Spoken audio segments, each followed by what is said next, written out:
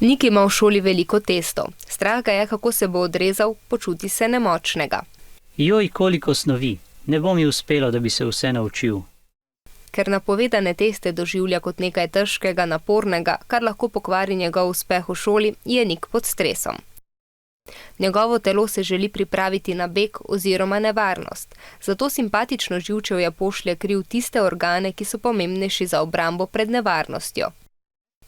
Kri se torej preusmeri iz notranjih organov v mišice, da bi Nik lahko hitreje zbežal.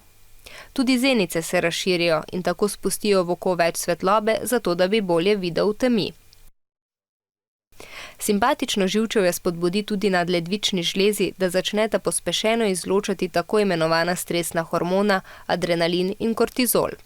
Zaradi sproščanja teh hormonov se Nikove mišice napnejo, diha plitkeje in hitreje.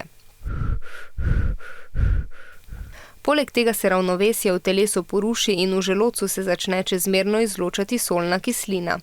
To lahko povzroči slabost, bolečine v želodcu, trebušne krče in drisko. Zaradi sproščanja adrenalina Niku srce bije hitreje, težko tudi zaspi. Ker adrenalin sproži delovanje žlez znojnic, se Nik poti. Hormon kortizol povzroči tudi zvišanje krvnega tlaka. Torej, ko je Nik v stresu zaradi testov, se njegovo telo odzove s sproščanjem hormonov, ki povzročita, da se slabo počuti.